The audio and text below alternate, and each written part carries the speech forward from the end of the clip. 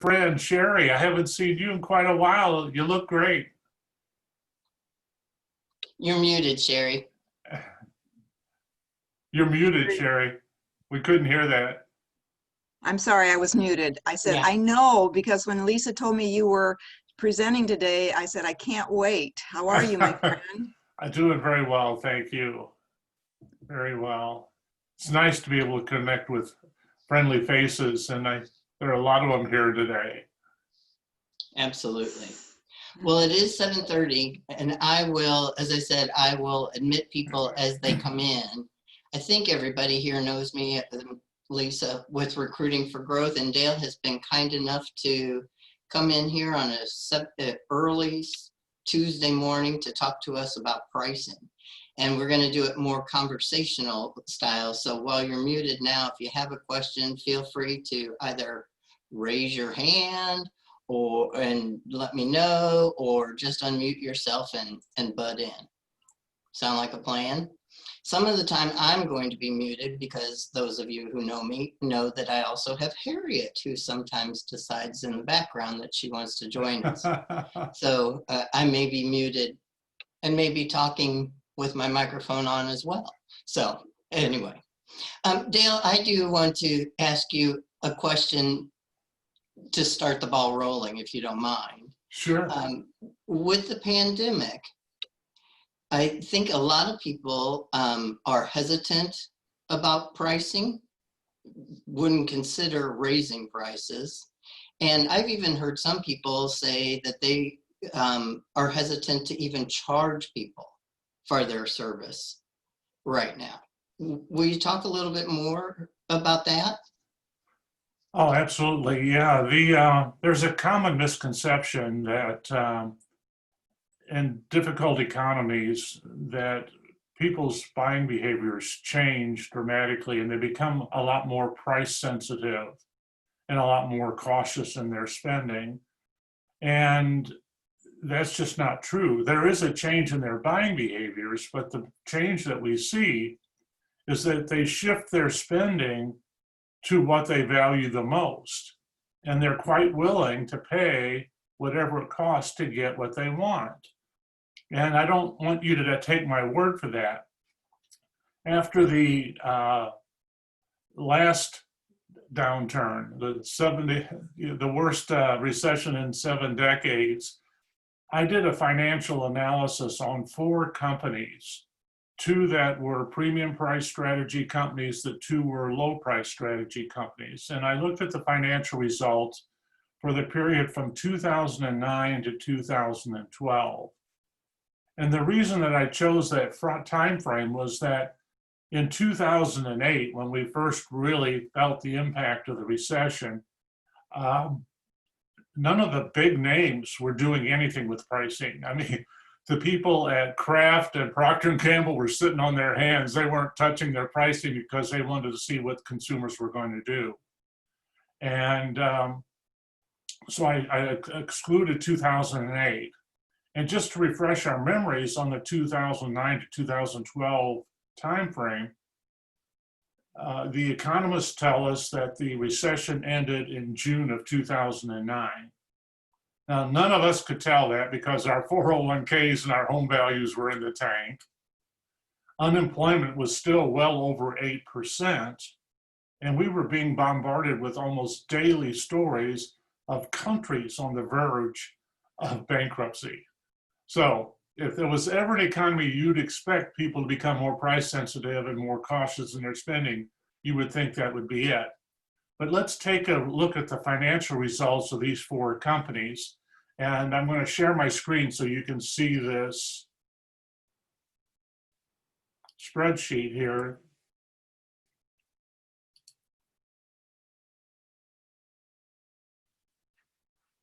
Okay, everybody see that all right? Yes. Okay. So the 4 companies I chose were Apple and Panera. Those are the premium price strategy companies. And the 2 low price strategy companies were Walmart and Amazon. And during this recession, during this really difficult period, Apple outperformed all 4 of them. We have a revenue number and the growth rate there, an operating margin number, which is the profit after covering overhead costs, and the improvement there. So they had a 44.3% compound growth rate in revenues, and their operating margins were up 14.5%, which is a 63% improvement. Now you have to remember, they're selling iPads and iPhones. These are not things that people have to survive. These are luxuries. And yet we see this kind of growth and at premium prices. As I recall, the iPhone started out at like $1,200, something like that. Not an insignificant purchase. The company that came in second in terms of revenue growth was Amazon, with a 26.3% growth in revenues. But the bad news is they gave up 2% of their operating margin to get it. That's a 30% decline. Now, I don't know about the rest of you, but working harder and making less really just doesn't have a lot of appeal to me, okay? The company that came in third was Panera. They grew their revenues at 10.7%, dramatically lower than the other two, but still double-digit growth during a recession is impressive. And their margins grew by 2.2%, which is a 14% improvement. And one of the things that's not obvious in these numbers is that Panera was one of the few companies that consistently raised their prices during this time period. And again, they're selling something nobody needs. We didn't have to eat out. People did not have to eat out. They chose to do that during a difficult financial time, economic time. Walmart came in last. They only had a 3.5% growth in revenues, compound growth rate. But in fairness, it was a much larger base that they were operating from. So you would expect a significantly lower growth rate. Here's the key though, the operating margins only grew 0.1%, which is only a 1% improvement. And that's over a 4-year period. What again isn't obvious in these numbers is that Walmart experienced 9 consecutive quarters of declining sales in the US during this interval. And in the 10th quarter, when they turned it around, they gave up 10% of their gross margin in order to achieve that. Again, working harder, making less, not appealing to me. So, well, there are 2 lessons to take away from this. Number one, consumers do change their spending habit, but what they do is they shift their spending to the things that they want the most, what are most important to them. And the second lesson is sell wants, not needs, because the Apple and Panera are selling something people wanted, but they didn't need. And to give you an example from my own experience, when I started my business, I started out providing part-time chief financial officer services. And I'm a CPA by background, so I could have gone the taxes and audit route, although I don't like it, but I could have. But one of the reasons I didn't is because business owners don't want audits and taxes. The government mandates the tax reporting. Bankers typically require the financial reporting associated with an audit. So they're going to pay as little as they possibly can because it's something they have to do, not what they want. Whereas with CFO services and hiring somebody that can help them improve their profitability and their cash flow, that's what they want in their business, and they're willing to pay premium prices to get it. So again, be careful about what you're offering. Make sure it's something they want as opposed to something you think they need. And I'm open to questions on any of that. Well, how do we know what they want versus need? That's a good question, because often when I talk to business owners and I ask them what their customers are buying, I typically get a list of the products or services that they offer. And in reality, there are only three things that any of us buy. We buy image, innovation, and time savings. So we're buying something because it enhances our self-image, or we feel that it enhances our image in other people's eyes. We buy them because they're the latest and greatest of what really intrigues us, or we buy it because it saves us time. And you can take any benefit that any company claims to provide to their customers, and you'll find it fits in one of those three categories. Say them again. Image, innovation, and time savings. Those are the three things they're buying. Interesting. Now, those are especially helpful in B2C pricing. Because in B2C pricing, if you know what they're buying, then you can get to the price point a lot easier. So to give you some examples, let's say that image is what customers are buying, and that's what you intend to sell. One of the things you can do is look at what people are buying, people in your market are buying from other non-competing businesses, and what kind of pricing they're getting. And one of the simplest examples I can give is through retail. And I know there have been some changes since I created this example in terms of the retail market and retail sales, but let's look at it buying a sweater. Now I could go to Walmart when I first created this example and get one for about $10. If I went to Target, I'd pay 12 to 15. If I went to Macy's, Penny's, I'd spend 30 to 40. Macy's 60 to 80, and Nordstrom's 120 to 140. Okay, so let's assume that I am a chocolatier and I want to create a chocolate that's good quality but affordable. Well, then in all likelihood, my market would be the same as JCPenney. So knowing that, and knowing that Penny is getting $30 to $40 for a sweater, whereas Walmart's getting 10, the lowest price provider is getting 10, I know that I can get somewhere between 3 to 4 times as much for my chocolate as the lowest price chocolate on the market. Okay? Okay. So that helps us establish the price a lot more readily. Now with innovation, the earliest adopters pay huge premiums because it's what they love. And we can look at VHS and DVD players and the progress there. In both instances, the earliest entry was a player, didn't have any recording capabilities, and the quality wasn't particularly good.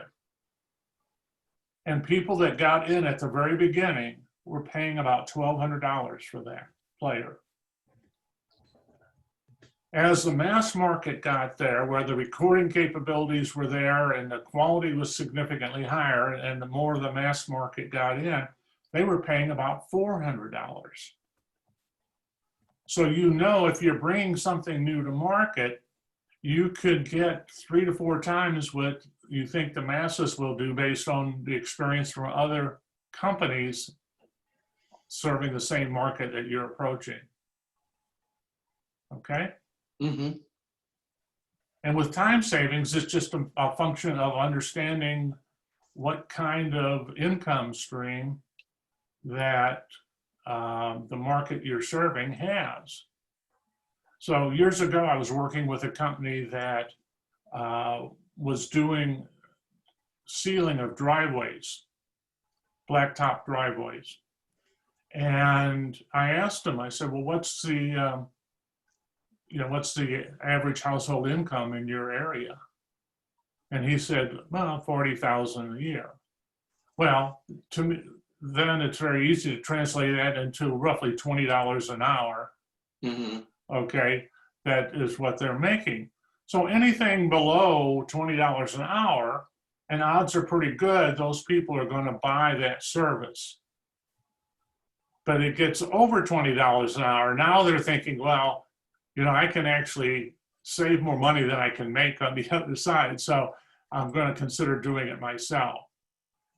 So you can get a sense for how valuable that time saving is to somebody by getting a sense for how much they're typically earning on an hourly basis.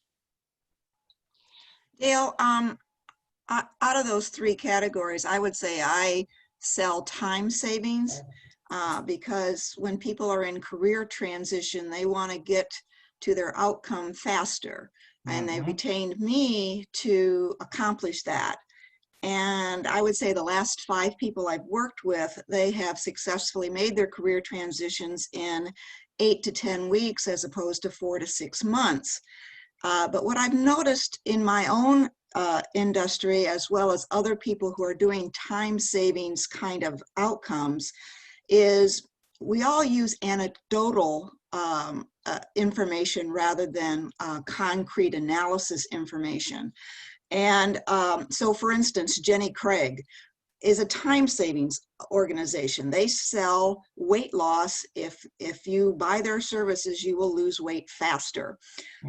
And then all of their success stories you'll see on television in their marketing materials, when in fact, if you did an analysis of how many people who purchase Jenny Craig succeed in taking the weight off and keeping the weight off, it's more like 20% success rate. And I guess my question to you is, for someone who does what I do, would it be beneficial to hire an MBA student to do that kind of research for me, to show that here's the number of clients I've had, here's the outcomes in terms of time savings? So that's my question to you. Yeah, I don't know that, you know, if you're not comfortable doing the math yourself, you know, or doing the research, or you just don't want to, then yes, hiring somebody to do that will help you. But it really, I mean, you've got the success stories. Then it's just a matter of translating how much those people are earning in that time savings. Okay, so if you're getting it done into 8 to 10 weeks, say 2 months versus 4 months, well, what do those people earn during that 2 months? And that gives you a sense for the value then that you're providing. And you have a good sense for the labor market, you know, because you're helping with the career transitions. You know what kind of income level people can expect in that particular role. So you can actually show that kind of information to them, because there are salary surveys readily available, both nationally and typically in our area here in the St. Louis area. So you can get that information and then demonstrate to them, look, by saving 2 months or 2.5 months, whatever, this is what you're going to gain from working with me. And you can base your pricing off of that. Okay, so that's another way of calculating, and that relates very closely to the B2B pricing, which we'll get to in a minute. But does that answer your question? Yeah, I think so. And I know there's a number of management consultants out there that if it's B2C kind of work, they find out what that person's making a year and then charging like 5% of their income. So it'll be really interesting to hear from you how people go about pricing. So thanks. Well, unfortunately, the way a lot of people go about pricing doesn't serve them very well, and they end up being sorely undercompensated for the value that they provide. So I prefer to look at what makes sense for you and your business, and basing your pricing on the additional income that they can expect to generate makes perfect sense. And there's another misconception that I run into all the time. There's an old adage, time is money. And subconsciously, at least, we think, well, the more time, the more money, right? Now, there's an inverse relationship between time and money. So in your case, the more quickly you can produce a result, the more quickly I can produce a result, or Thad or anybody else here can produce a result, the more valuable we become. Because the more quickly our customers get the result, the better off they are. And so value should go up as the amount of time involved goes down. Does that make sense? Thank you. Yeah, and that's something that makes it, people will comprehend that, but they have to have it explained to them because it's not the natural way that we think about things. Dale, Mhm. I've heard that, you know, that people buy on based on emotion and they just use the facts to justify their decision. How does that apply in Sherry's question? Yeah, there's, in hers, you know, getting a job and getting the peace of mind of knowing you've got a continuing stream of income and that you're going to find something that you like, you know, some of her clients, I would think, are people who may be employed, but are just fed up with what they've been doing. They're looking for something new and wanting to make that kind of shift. And so getting to what you really want to be able to do, you know, to make your life more fulfilling, to get away from the fear and anxiety of being unemployed and not having a stream of income. And, you know, those are all emotions and they do play into that. Yeah, and it's exactly right. I've often told clients, I said, you know, you can, it's easy to get logical agreement, very difficult to get emotional agreement. And emotions where the sale's made. Yeah. Years ago, I sold personal financial planning. And I remember talking to this gentleman, and all through the conversation, I mean, he had high five figures in CDs at a time when the stock market was going through the roof and real estate was going through the roof. And so I would show him that there were better alternatives. He'd go, yeah. And I try to get him to close and move forward with those, and he'd always back away. And finally I said, you know, I'm really confused. I said, you're agreeing with everything I'm saying. So I was getting logical acceptance, but I said, you're not willing to take action. And he said, well, I grew up in the recession where cash is king, and I just have a hard time moving away from cash. And I said, well, thank you. I appreciate that, because the last thing I want to do is destroy your peace of mind. So if that's where you're most comfortable, then that's where you should stay. Again, emotion versus logic.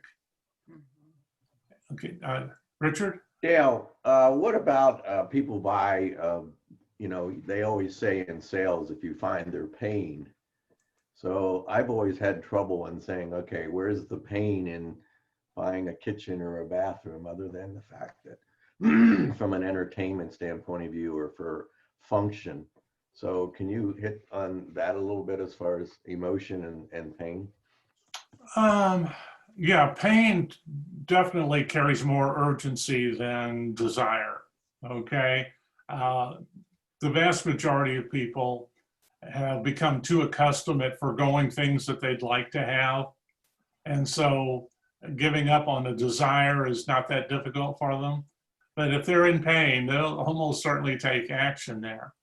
The pain in your instance there is often a lot more subtle in that, I don't want to use the word depressing because that's not the accurate word, but coming into an environment that doesn't excite you and keep you up and energetic can have impact in other aspects of your life. If you're unhappy in any regard, we tend to be shorter with our loved ones. You know, we'll be less patient with them.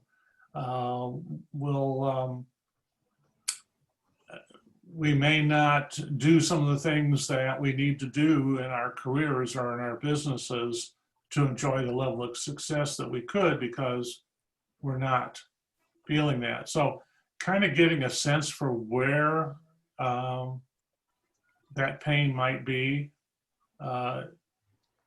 is an important element. And I think it is more subtle and maybe a little bit more challenging to find pain in your business, but sometimes getting them to dream and generating excitement with the dream can then give them a sense, and you could point this out, yeah, that gives them a sense for what they're really missing out on in life.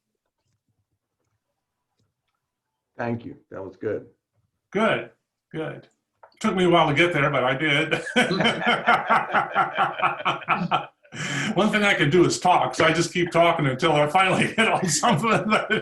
Wow, you did good. Dale, we only have about 4 more minutes. Can you translate some of the B2C pricing aspects to B2B in 4 minutes or less? Yes. B2B is different in that while there can be some image innovation and time savings involved with that,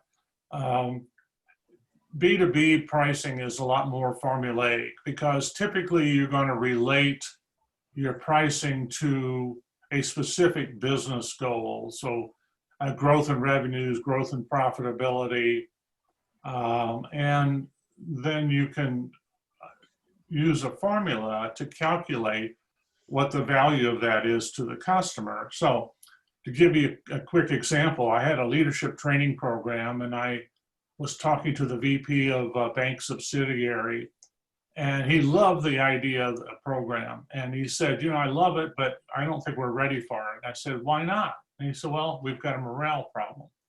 I said, well, tell me about that. I might be able to help you with that. So he did. And at the end, I said, well, I'm assuming that if you have a morale problem, you have an absenteeism problem. He said, oh, yeah. Yeah. I said, so how's the work getting done? You didn't say you were losing customers. So how's the work getting done? He said, well, we've got people working overtime. I asked him what he was spending for that.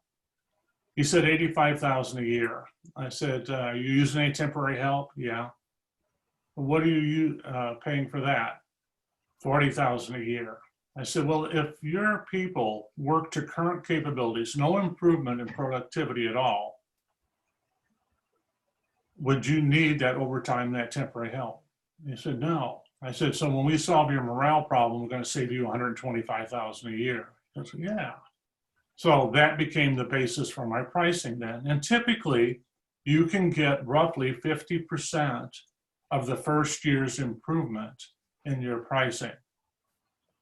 And you can get more for that if you add additional services. So I think my high end on that was something like 67, I'm going from memory now, 67, 68,000, because I added some coaching sessions on at the end. Mm-hmm. Then my mid-range was right at the 50% level. And then the third one was like 45,000. So it just, you can create that pricing structure. Now, one of the things to do in pricing and presenting your pricing, social psychologists say, start with the highest priced option first. Then if they say no, they can't afford it, whatever the reason, you offer them an alternative, and it increases the likelihood of them buying the alternative. But one of the things I suggest is that when you offer that lower priced alternatives, you use this language, what you're giving up is. Because the reality is nobody wants to give up anything.